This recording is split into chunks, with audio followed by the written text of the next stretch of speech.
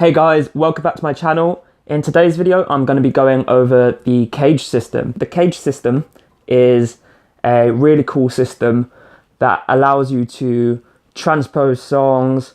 It allows you to come up with solo ideas, and it allows you to play chords that maybe someone else is playing, but in a different place.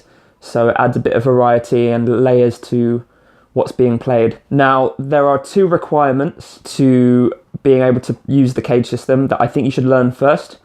You should be able to play the C, A, G, E, and D chords, which I've done a video on up there. And you should also be able to identify the root notes of a chord on the E, A, and D strings. And I've done a video also on how you can identify every single note on the fretboard, so you can check that out up there as well. So we'll jump straight into it. So what we're going to do is we are going to take one chord and we are going to play that chord 5 different ways. So there's going to be 5 different shapes for this one chord. Let's take, for example, a D chord.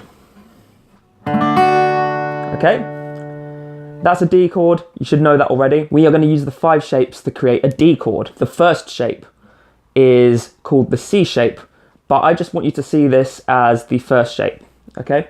So our first shape looks like this, okay? And as you can see, we have placed our little finger on the 5th fret of the A string, and that is our root note, that's the D, okay? Then we are going to place our ring finger on the 4th fret of the D string, our 2nd finger on the 3rd fret of the B string, and then our 1st finger is going to bar the G string and the E string on the 2nd fret. And it should sound like this. Okay? So what we do is we find our root note, which is the D, and place our little finger on it and create this position. Okay? So that is shape number 1. And as you can see, shape number 1 is modeled after the C chord. It's the same exact shape, just on a different fret, okay? And to compensate for the open strings, we're barring with our 1st finger on the 2nd fret, okay? So let's look at shape number 2. If you've learnt bar chords before, then you've most likely learnt this chord. This is what the shape looks like. So this is shape number 2. And what we're going to do is we're going to bar the 5th fret of the D string, of the A string I mean, all the way down to the high E string. Then we are going to be placing our middle finger, ring finger, and little finger on the 7th fret of the D, G, and B strings. And that 5th fret of the high E string. Okay, so how do we find our 2nd shape? Well, we find the root note which we're looking for, which in this case is D, because we're playing a D chord.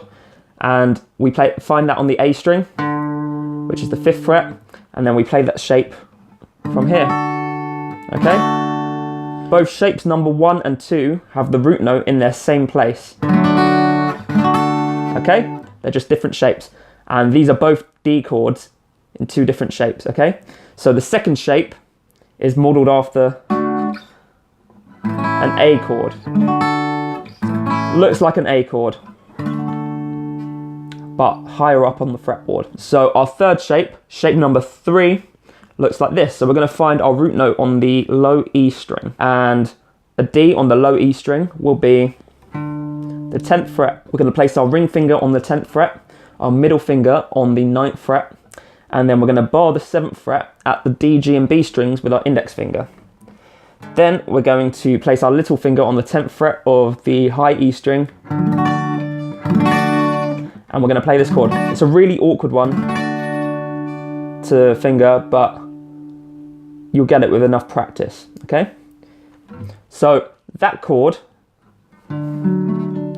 is modelled after the G chord. It looks the same, just higher up, and obviously we are compensating for the open strings with this bar on the 7th fret here. And remember, with all these shapes you can find any chord you want, so all you have to do is find the root note. So the root note in this case is D, and that's on the 10th fret of the low E string.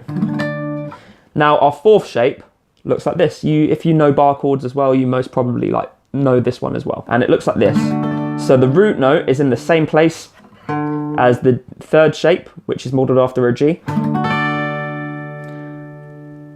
But this time, this chord is modelled after an E. Kind of looks the same. We've barred the 10th fret to make up for the open strings. Placing our ring finger on the 12th fret of the A string, little finger on the 12th fret of the D string, and middle finger on the 11th fret of the G string, and then the 10th frets of the B, E, and other E string are being played. Okay, and that is shape number 4, modelled after E. So as you can see, we've got 4 shapes so far, modelled after C, A, G, and E. And you guessed it, the last one is modelled after D, okay? And we are playing a D chord, so the D shape is our standard D chord shape, okay? But let's have a look at if it was another chord. So let's play it 12 frets higher. And we are going to play the D string at the 12th fret, the G string at the 14th fret, the E string at the 14th fret, and the B string at the 15th fret. Okay, so our root note is D because we're playing a D chord. So we're going to find that on the D string, which is at the 12th fret. Okay, and we've got this shape. If I can play it. Let's have a quick look at how we can find some other chords. So I'm just going to say a random chord and we're going to find it in a particular shape, okay? So we are going to play a C chord, but we're going to use shape number 3, okay? Which is modelled after G. Our root note for shape number 3 is on the low E string. So we have to find a C on the low E string, which is our 8th fret, okay? Then we play our G shape, starting on the 8th fret. And that is a C chord. So let's find another chord. Let's find an F using the 4th shape. I'm just coming up with this on the spot. So we're going to play F using the 4th shape. So for the 4th shape, we are finding the root note on the low E string. And that's an F there. And it's an E shape. So it's going to look like an E chord. There we go. Okay, so see how you can find any major chord that you want using this technique. Okay, so that was the CAGED system for you. I hope that you understand that and you get a lot out of it. If you enjoyed the video, please like the video. Let me know how you get on with it in the comments. If you have any questions, please let me know and I'll answer them for you. And if you enjoyed the video, subscribe to my channel. Don't forget to click the notification bell for more videos because I'll be uploading a lot more in the near future. Until then, I'll see you later.